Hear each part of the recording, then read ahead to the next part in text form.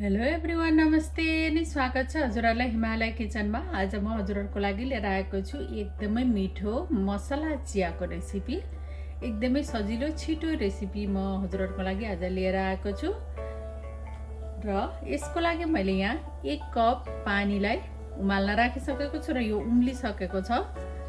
र उम्लेपछि मैले यसमा राखेँ 2टा टी ब्याग।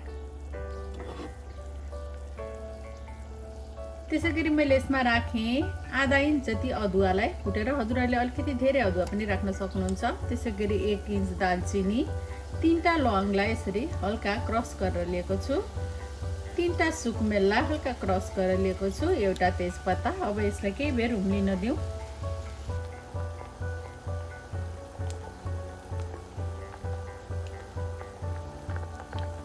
र मैले यसमा राखेँ जुन कपले मैले नापेर पानी लिएको थिएँ त्यही कपले नापेर म यसमा दुध राख्दैछु। 1 कप दुध राखेँ र यसमा म राख्दैछु 2 सानो चम्चा स्वीटनर। म चाहिँ स्वीटनर राखेर चिया बनाउँदैछु। हजुरहरूले व्हाइट सुगर, ब्राउन सुगर या सक्खर पनि राखेर बनाउन सक्नुहुन्छ। अब दुध राखेर पनि यसलाई केही बेर उमाल्नु पर्छ।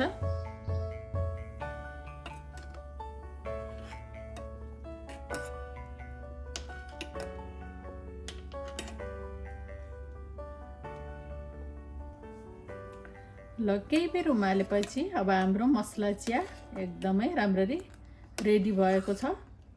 हजुरहरूलाई अलिकति धेरै रङ आएको मन पर्छ भने अलिक केही बेर धेरै यसलाई उमाल्नु होला।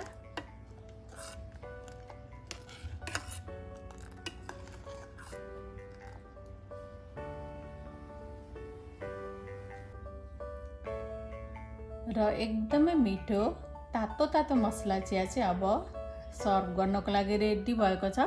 हजुरहरू पनि यसै गरी मसला चिया बनाएर अवश्य पनि इन्जोय गर्नु होला। छिटो तयार हुन्छ। हस् त, यो मिठो मसला चियाको रेसिपी हजुरहरूलाई राम्रो लाग्यो भने हाम्रो भिडियोलाई लाइक, कमेन्ट, सेयर गरिदिनु होला।